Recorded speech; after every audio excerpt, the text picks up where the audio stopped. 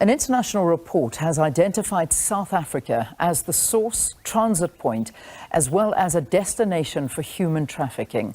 The report was compiled by the U.S. Agency for International Development and its research partners and is aimed at providing evidence on the nature and magnitude of human trafficking in South Africa to policymakers. Advocate Brenda Madumise, the director of women empowerment organization Wise for Africa, joins us to talk more about this. Advocate, thanks for your time. It's good to have you to have this conversation about a very uncomfortable topic, and yet something that we need to speak about, because I don't think that we understand the severity of human trafficking here in South Africa, and this report may just shed a lot more light on it. Good morning, Leanne, and absolutely. That report is long overdue, and it is, I understand, it will be released in March in full. It's something that South Africans need to grapple with and understand the extent, the complexity, and the magnitude of the problem. Human trafficking, and it's sex trafficking most of the time, is worldwide. And if South Africa plays a bigger role in that global network, then there's cause for concern, and for us to stop for a second and decide how we're going to attend to it and deal with it. Remember, we also have the prevention and combating of trafficking of persons. We've got a law, and we should be asking ourselves if we do have a policy framework and legislation that assists law enforcement agencies, that assists all of us as citizens of this country on how to combat and prevent human trafficking. Why is it that now this report highlights that we as a country are a source and a transit for human trafficking? Yeah. So let's talk a little bit more about this, because from what I'm understanding, and it took me back slightly, where we look at just a bit, as you say, the full report is only coming out in March, but the little bit of information that is available. So we'll talk to what we know so far. They're saying that the biggest areas that are seeing the human trafficking, the areas that have been identified as the sex traffic hubs, is the Johannesburg CBD, Saxon World, and Sandringham here in Johannesburg. These are this really sort of shook me a little bit. I mean, these are the residential areas, some of the areas you wouldn't think that this is where it's happening, and yet these have been identified as the key hotspot areas. Yeah, and to your point, most people will think that it could never happen in suburbia, especially high-end suburbia, right? So in Sandringham, it's Saxon World. I remember 5 years ago how we got to know that a brothel was operating in Houghton was through housekeepers, because housekeepers get to know the ins and outs in their streets. They were the ones who told us that in this street, on 5th Street in Houghton, there is a brothel going on. So the coordination that needs to happen is that society and communities must be alert and know what is going on. They should not be let down by law enforcement agencies, because I think there's goodwill from South Africans to report crimes now that people get to know, and they have the information. They're able to whistleblow, they're able to tell others that this is what's going on in my area. But once that information is taken over to law enforcement agencies is where you find the gaps and you find challenges, because sometimes law enforcement agencies would have known about that area and decided to look the other way.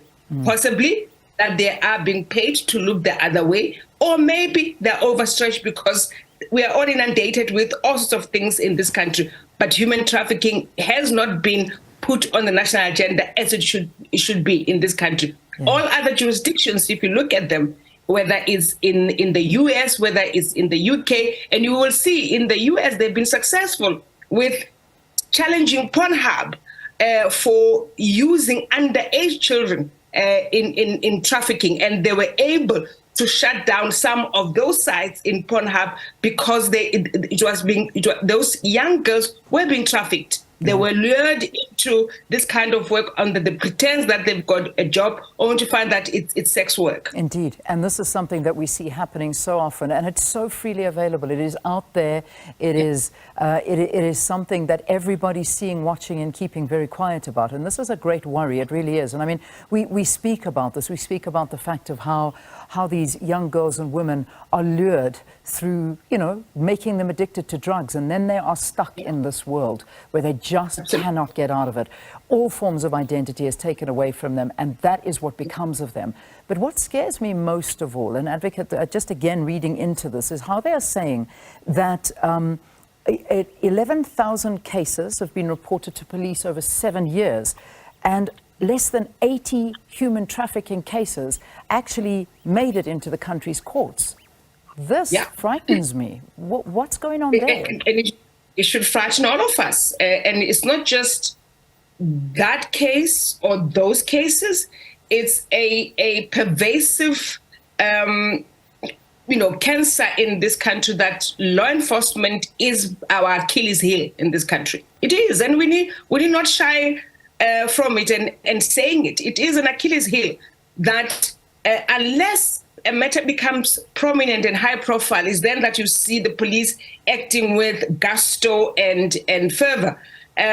But day to day, you require a law enforcement culture that is, one, dedicated to being swift and precise with their investigations and acting once something is reported to them. This laissez-faire attitude that we get from South African Police Service, it's not helping. It's not helping this country. So in human trafficking, you need a multi-sectoral approach. You need Home Affairs in it. You need the Hawks. Remember, human trafficking also is dedicated to the Hawks. The Hawks are supposed to, they have got a unit that just deals with human trafficking. So that unit has to up their game and ensure that they give the confidence to South Africans that they are attending to it.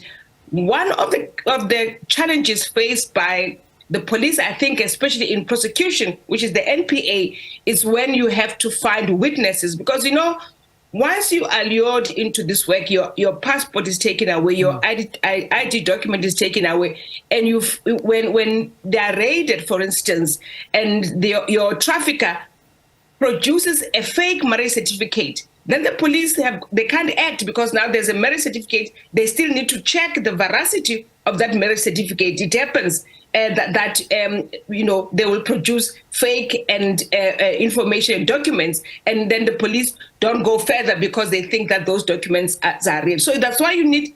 It can't be the Hawks sitting alone. Yeah. It's a multi-sectoral approach that requires Home Affairs, that requires the Hawks, SAPS, NPA, and everybody has to come to the party with that determination to rid this country that we don't become a transit point and destination. We are a destination because we've got a number of brothels in this country. We've got a number of strip joints that bring in East European girls under the pretense of a job, and only to find that they are now going to be subjected to these inhumane conditions. Yeah, and this is I know it's a global trend, and it is something that is very frightening, that people need to keep their eyes very open. There's something that you spoke about quite earlier on in this interview, was where people are the ones, the citizens are the ones that need to keep their eyes open. I mean, there's a case that we're going to see happening in court this morning. It's this Gerard Ackerman. I mean, he's got 740 charges. Let's just remind viewers, 740 charges against him. He's accused of it, ranging from rape, attempted murder, distribution of child pornography, and human trafficking of minor children for sexual exploitation. Now, he was out on 6,000 Rand bail, 6,000 Rand bail. That's ridiculous. He then didn't come to court. And you know who arrested him? Citizens arrested him. They saw him walking around a shopping center in Florida. They jumped on him, called the police and said, "We've got him, come and arrest him." Now, this, I mean... Yeah, go ahead, Leah. No, you finish the story for me, because inside my house I'm thinking nothing is right about this story.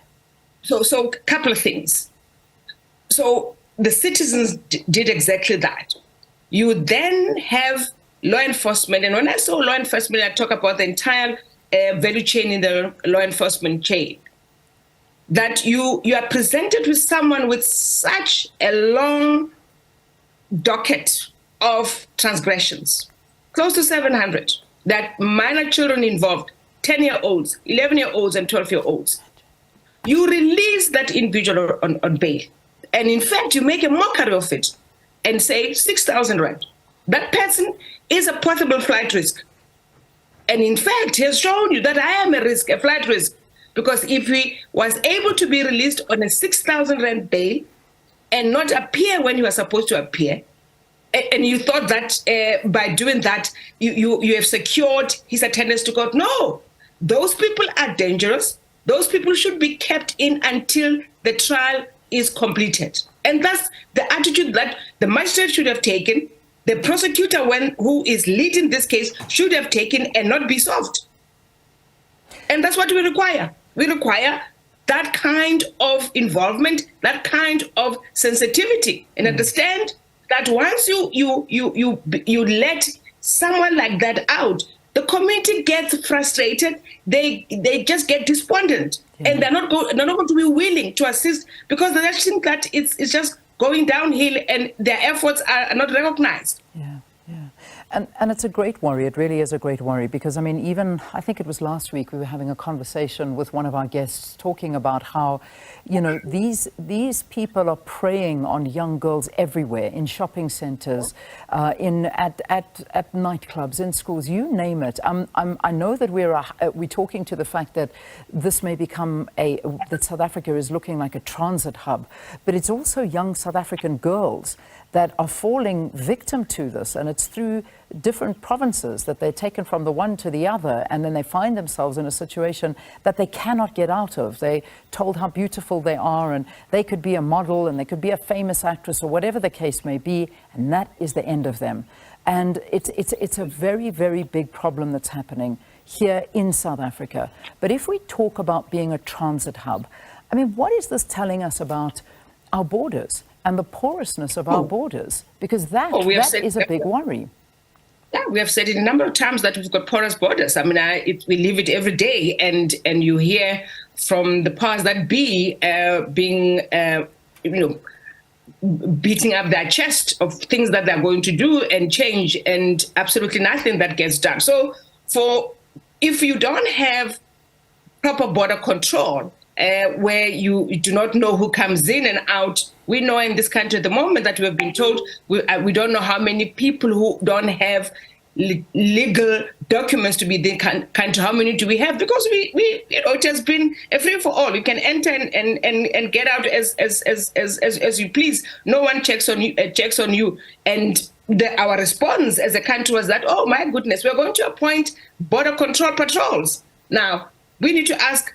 As of today, with those border patrols being deployed, has anything changed? Do we still have people who can just walk into the country, no record of them? And fundamentally, Leanne, is this country has got multiple databases sitting fragmented. No, not one talking to the other. If we were to ask Minister of Home Affairs to come and tell us where our fingerprints are located and stored, whether there's a repository that can be accessed by the South African police, can be accessed by the NPA, can be accessed by customs and SARS, can be accessed by the Hawks, you'll be shocked, because all of these databases are desperate and sitting in individual ministries. So that's a problem, because you are not going to be able to connect these crimes, because one part of government has got this information and you don't have that information. They're not talking to each other. Yeah. Now,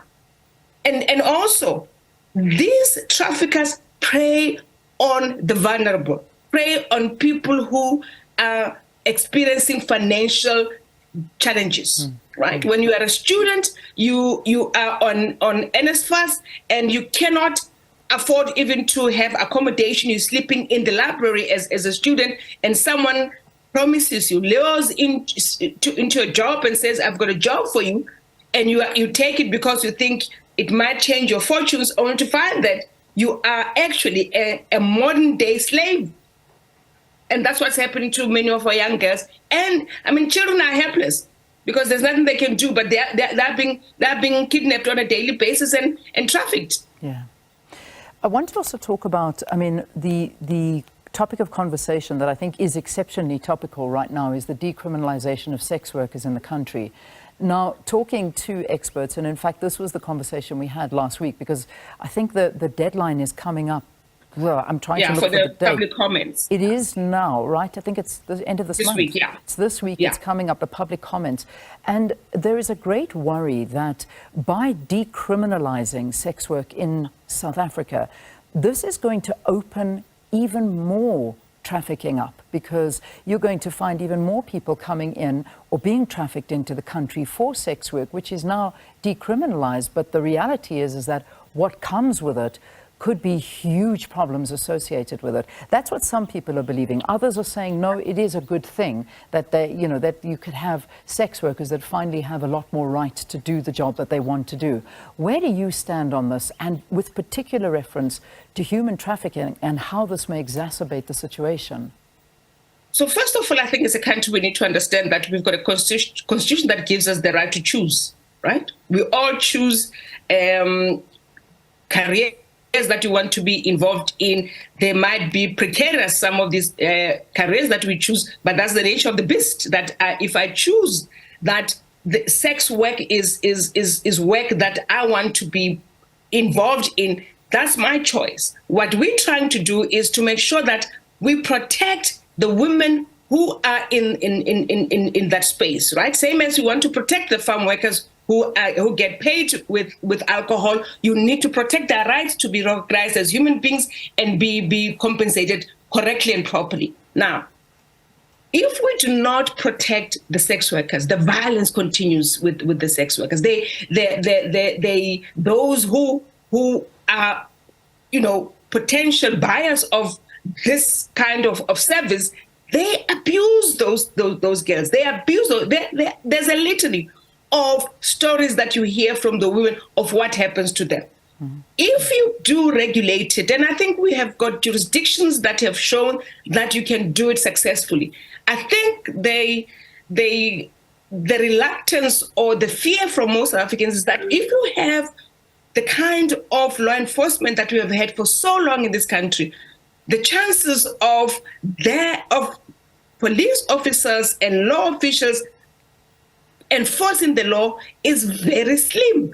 And so it then opens up a can of worms where everyone thinks that we can do and bring as many people as we can because everyone wants to be a sex worker. So I think at the core of this thing, let's not lose sight of what we are trying to achieve with the decrim of sex work. But I think what we need and to give the confidence to South Africans is that the law enforcement part of it will work. But I think we know that history has taught us, our reality has taught us on a daily basis that that's not the case. So people have got the right to be concerned because they know that, more can happen. Indeed. All right. So the state has got an obligation. If the state is serious about decrim of sex work, then they need to beef up the law enforcement side and the criminal justice system. They have to beef it up. Advocate, we've got to leave it there. We will certainly invite you back when this full report comes out into the full extent of human trafficking here in South Africa. It is a devastating story. Advocate Brenda Madumise, the director of women's empowerment organization Wise for Africa, commenting on this international report and the shocking stories that certainly do come out of it. Even one that was reported in Saturday newspapers about a house in Bryanston where ladies that had been trafficked from the east to South Africa are basically being held captive there, passports taken away, and are forced into this world. Their visas have expired and there is nothing they can do. And this is a very big problem.